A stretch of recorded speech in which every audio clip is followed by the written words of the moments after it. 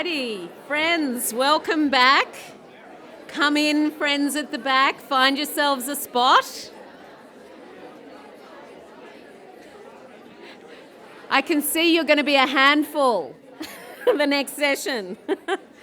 The conversations have begun, which is the most exciting part. So welcome back. Shuffle a few more in out there, Lisa. Get them in. Welcome back. It's just so the vibe of hearing you all, seeing friends old and meeting new friends at this conference is just divine. So we have such an exciting session and we're in conversation now. So I can see you're all deeply in conversation and there's plenty of time for you to continue that as the day goes forward.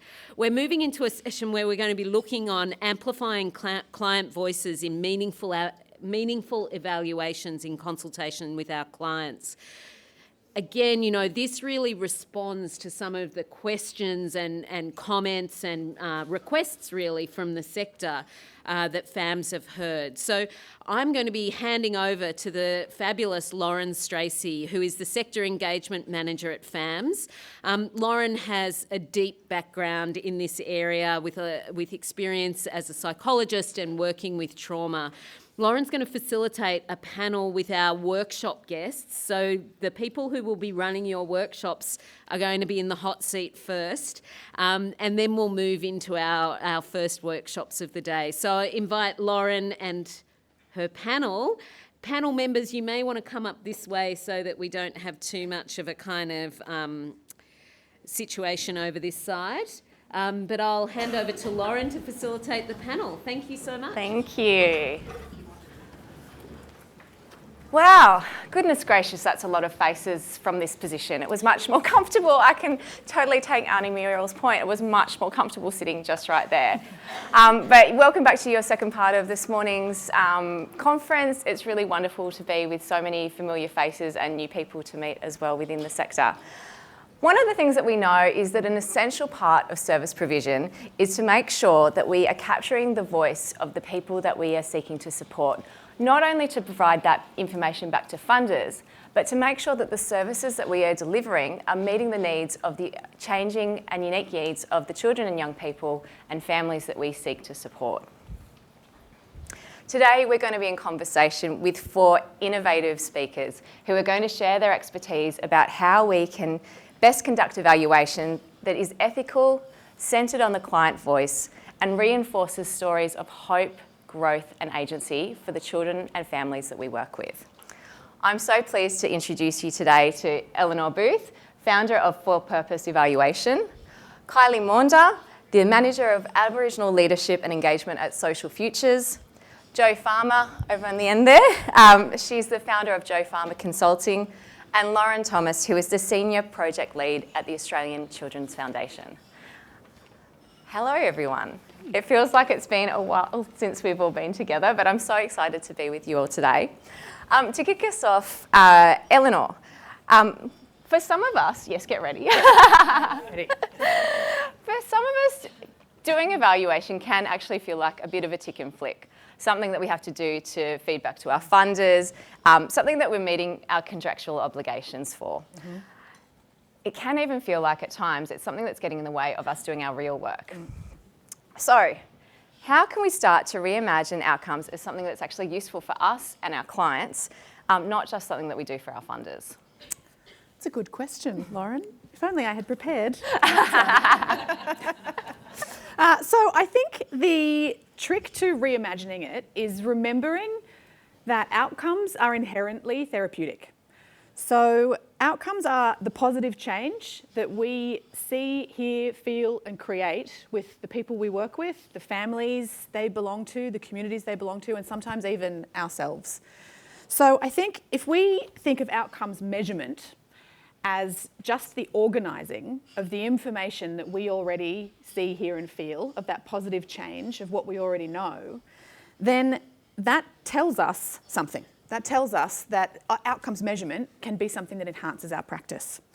So somehow, like you say, Lauren, somehow in the course of this sort of competitive tendering process, I think, we have sort of lost our understanding of whether we're achieving what we set out to achieve. It's become something that we resent to some extent, something that feels like admin, and in the worst cases, something that gets in the way of the work, as you mentioned.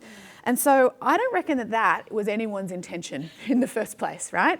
I think that everyone here is here for a really common reason, which is to correct injustices and to give every child the best chance that they can possibly have at a good life, right? So the question becomes, how do we balance the responsibility that we have to do the work with the responsibility we have to know that we are doing the work well, to know that we are providing the best quality care or services that every child deserves, because that's exactly what it's about, right? Every person deserves a service that works. And so I kind of was thinking about this because, I was preparing for this conversation. And I reckon there are basically three kind of key principles. And my colleague and I, Letitia, in the workshop after this, will talk through these in a bit more detail. But there are three kind of key principles that I adhere to in outcomes measurement that I think mean that we can do this reimagining and start to remember that outcomes measurement can be therapeutic. And so I'll just quickly talk about them now. The first one, I think, is that outcomes measurement should enhance your practice. It should be strengths-based, it should be trauma-informed, it should be co-designed, it should be all the things that we already know how to do, all the things that we already do, right? And I guess a kind of a principle in there is if it feels wrong, don't do it. If it feels like you're asking the wrong question at the wrong time, don't ask it. Like, trust your instincts. You know what's going on, right? So I think that requires us to kind of reimagine what valid data is. So we have somewhere along the way become kind of compulsive in our surveying and addicted to numbers with percentage signs after them, and this sort of obsession that is what needs to be in place as valid data. And again, we've forgotten what we already know. We've forgotten the wisdom that we already have. And somehow that has been taken from us. The validity of that has been challenged. And I'm really looking forward to, actually, in our catch-up, a lot of what these fabulous women have to say about the validity of different data and storytelling and things like that. So I won't labour that point anymore. But the first thing is we need to change, and it should enhance your practice and it validate what you know. The second principle, I reckon, is that we already have what we need to get started. So we have, in this sector, one of the strongest and most embedded data collection practices out of any sector that I've worked in. Think about those. If you didn't write it down, it didn't happen. Remember when we used to do case notes in pen rather than pencil for legal reasons, like way back in the day, right? So we have this really established practice of record keeping. So couple that with the fact that we already know what works, shifting our thinking on what's valid. We've got the information, we've got the processes, we are more than halfway there. It's just about thinking about this slightly differently. And the very last principle that I would say is that it takes courage to do this. I think for this to work, we need to move away from this idea of demonstrating excellence and this fear of sharing failures. Because if we have the courage, we have to have the courage as a sector to step up and say, we need help here. This might not be working. This is what we've learned. And I reckon any partner that is worth partnering with, if you say, this is what we did really well, this is where we think we could have done better, this is what we're going to do about it, we need your help, I reckon that is a really compelling case. And so, I think that funders have a responsibility to support that courage, but we have a responsibility to demonstrate it as well. And I don't reckon that this room is short on courage. So I think, just to sum up, I would say that there is, to reimagine outcomes measurement as something that can enhance our practice, something that doesn't get in the way of the service delivery, and something that we can celebrate as a way of demonstrating our learning and demonstrating moving forward, is really, I would say, an essential part of achieving what we're all here for. And that is my prepared answer to that question. Eleanor, there's so much wisdom in those moments, and I'm gutted that I can't come to your workshop because I think there's so much that I'm taking from our conversations about tapping into that innate wisdom that we have in our sector and being able to share those stories and amplify those stories for our young people and children and families. So I've kind of oriented myself. So I'm going to turn to you now, Kylie. As a proud Wiradjuri woman and in your role as Manager of Aboriginal Leadership and Engagement, you hold some really special knowledge and really specific knowledge about what works and doesn't work in terms of engaging communities. What would you say are some of the essential ingredients, particularly when we're thinking about working with our Aboriginal communities? What do we need to be doing and thinking? Yeah, thanks. Well, this is, it's an honour to be up here on stage in front of you all today. I feel quite privileged. So this is my views and my personal opinion of my experiences and knowledges. As different other community leaders will have their different views in different communities. There's not a blanket thing. But my first thing is trust and relationships. So there's been so much distrust in services, you know, especially from, if we all know history, past failed government policies. So building relationships, so make sure that we're connecting with families and we, instead of just saying, oh, let's meet in our four walls in our office, go out in community, kick the football around, take the kids to the park, take mum and the intake worker down in the park to sit down, someone plays with the kids, or get morning tea and sit in the sun at the Oval and take our mob outside of these four walls that is so intimidating. So it's about building relationships and that consistency in community, and getting to know community. What's happening in your community or communities? The second one is having an identified position. So when we have identified position, so an Aboriginal worker that's specifically for that is a culturally safe environment for us to be in. That means that we know what's going on in the community. We know when there's sorry business happening. We know don't take the services to Tabulum on Tuesday because that's when the bus comes in and does the groceries, or when other things are happening. So, and then people say, I'm not going to go back to that community because they're never there. Well, you don't have the eyes on the ground. So I think that's a really important thing to have.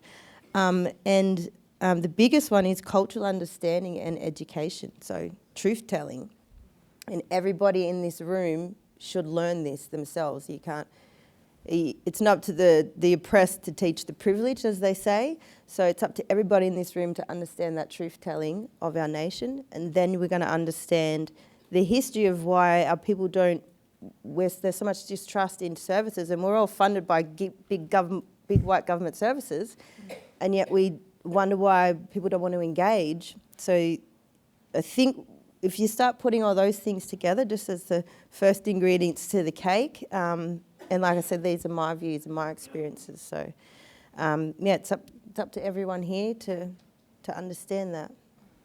Thanks, Kylie.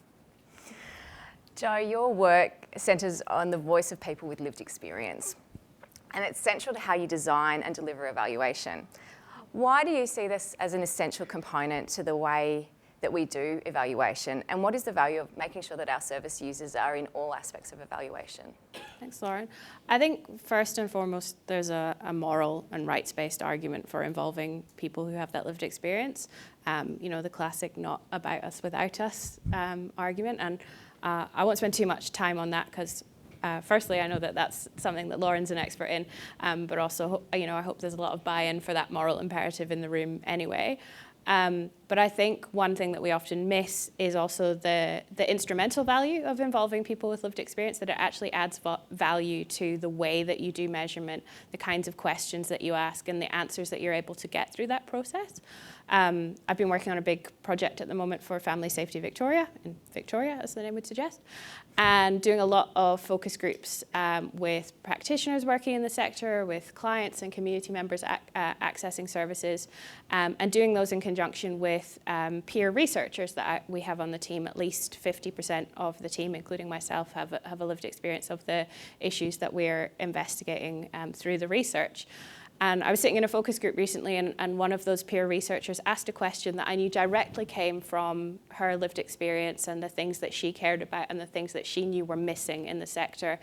And it was apparent from the way that the person who answered that question answered it, he didn't even understand the premise of the question because it was so abstracted from his experience. And so I think that's where those people with lived experience are able to ask questions that would otherwise be missed because they're not even on the agenda.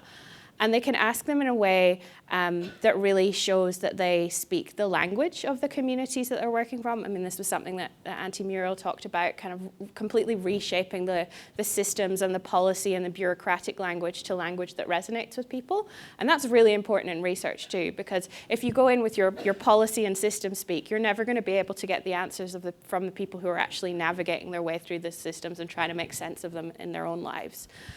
And I think that translation element is really important, because there's also so much richness that you get from involving people with lived experience on your research teams, in your research processes. I think by the nature of doing research work, it tends to be people with privilege who are doing that work. It's people who've got strong English language skills. It's people who've potentially done research in degrees. And I've worked in a lot of research settings and corporate settings where, yes, people have superficial knowledge of what it means like to be in the kinds of situations that you're helping people with day in, day out, but they don't actually know on a real level what it means to feel like to be worrying about when you're going to pay the next bill, to know what it feels like to be lost and suicidal, to feel unsafe in a relationship, to feel like you might be homeless any given moment. And I think when you have people who've actually got those experiences, they're looking for different things, they're hearing different things, and they're also bringing a safety to the research process for other people, because they're saying, I know who you are and I've been there, and I'm not making assumptions about who you are, and creating that really safe space. And I think the last thing I'll say before I'll hand back to you, Lauren, is I think we kind of get all of that on an intuitive level, but then we hit the barriers of how we actually do that in practice. And I think the challenge is that we don't have safe and trauma-informed ways to do that at the moment. Eleanor talked about, the over-reliance on surveys. That's become the way that we do things, but it's not always the safest way to involve people. And we also don't have pathways into doing research in this kind of way. And there probably also aren't pathways for practitioners who have deep practice knowledge in the sector to then start to use that in an applied research and evaluation way. So I think also that's something that funders should be thinking about, is like, how can we build these pathways for people who have this deep, rich frontline knowledge to be using that to improve those systems through knowledge generation as well. Lauren, your work with children who have experienced trauma has led you to some really important insights around both the rights of children to have a voice, but also our responsibilities when we're facilitating that. Holding these two positions concurrently, what does meaningful client evaluation participation mean to you? Yeah, thank you. I think, I'm really mindful that there's been so much wisdom that's been shared today already, and I think my perspective, and I'm coming at this maybe slightly differently because my work's with children and with young people squarely. At the Australian Childhood Foundation, our primary client is the child, so we're really child-centred rather than maybe working with the adult or the parent or the carer as the client, with the child as an extension. So there's maybe a slight difference there too. But I would say my work has focused on the children's rights lens, and I've navigated towards that and gravitated towards that because I think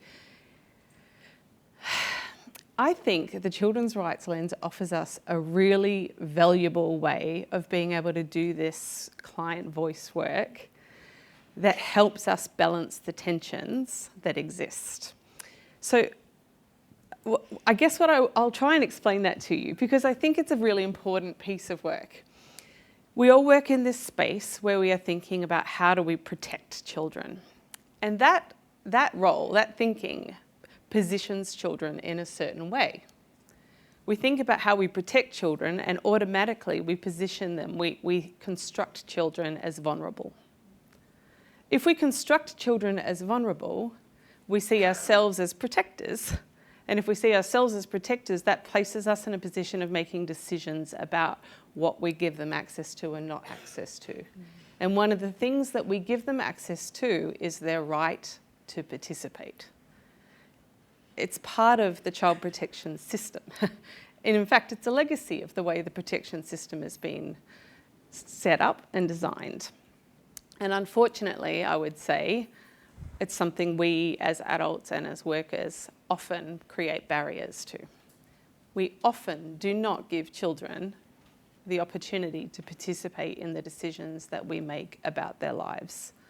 And when you think about the children and the young people that we work with, especially the ones in the statutory system, the ones that end up aging out of our statutory involvement, the number of those children and young people who have had limited to no involvement in the decisions that are made about their lives, that age out of that system and have had limited to no meaningful engagement in being able to have a say about the decisions that are made about their lives. Just for a moment, think about the impact that that has on their identity formation and their ability to make meaningful decisions going forward. There is a reason that this is a developmental right. There's a reason that this is in the Charter of Rights of the Child for the developing child. It's because it's incredibly important. So the reason I've ended up looking at this Charter of the Rights of the Child as an important framework for when we think about participatory practice is because I think the rights of the child are equal and indivisible.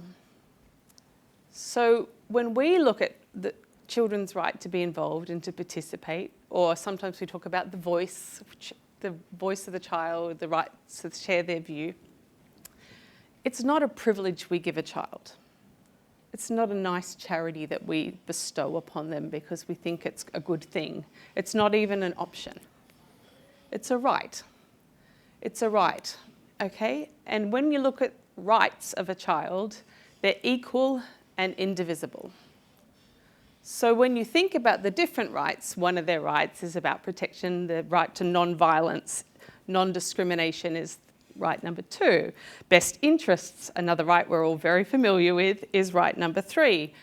These two are not actually one, you don't choose one and not the other. Very, very, very often, the child's right to participate and to share their voice and their view in protection settings ends up being played off against a best interest principle. What I would like to just give you an option to consider today is that that does not have to be the case. Actually, governments under the UNCRC, that's the Charter of Rights of the Child, are duty bearers. That means that our job is to make these rights equal and indivisible. We have to think about if a child has the ability to form a view and a desire to share that view in a decision-making space where that decision impacts their well-being, we need to make it safe for them to do so. So we need to make a way for them to participate meaningfully. If they've experienced trauma, we do that in a trauma-informed way. We need to think about how can we make this safe. And to your earlier point, Eleanor, I would say, I agree with you. We are already collecting this data. You guys work with these kids in beautiful ways all year round, but our system does not cause you to think about that in a regular, meaningful way. We don't collect the data. When you do your case notes, it doesn't say to you, what did the child think about that? And as a result, you don't note that. You don't work in a way that causes you to regularly, meaningfully make a mention of what the child or the young person thought to do that. And if it's not part of your practice, because maybe your constructive childhood hasn't yet forced you to think about it, the system doesn't require you to make it part of your practice. It doesn't prompt you to think about what the child or the young person thought about this. And so you're not putting it into your practice on a regular occasion.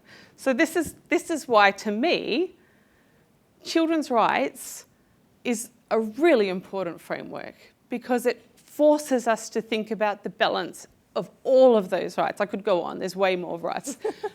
I could go on, I promise. It forces us to balance, to hold these in tension, and to then think in an ethical way, in an important, impassioned way, to say, how do I hold them? How do I look at this child, hold them in tension, and then approach it from another way? Thanks.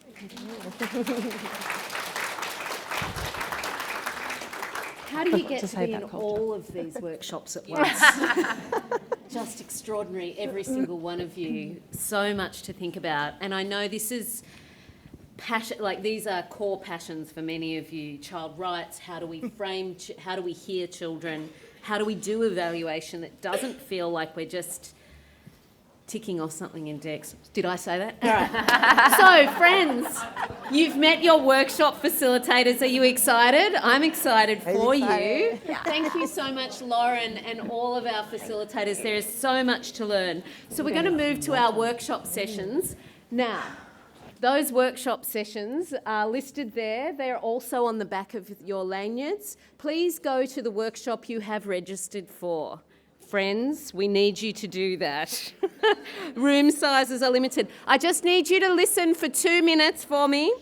So when we've got 2 workshops here on the first floor and 2 are on the ground floor, which are accessible via the ramp next to the lifts. If you need help, our volunteers can assist you find the right room. Now, we're going straight to lunch after the workshops, and we'll be back in this room at 1:20 sharpish for our next session. So if your workshops go over time, it will kind of eat into your lunch, but I leave that to you as empowered individuals to make your own choices about that. Go find your workshops, enjoy the wisdom of these fabulous women, and I'll see you back here at 1:20.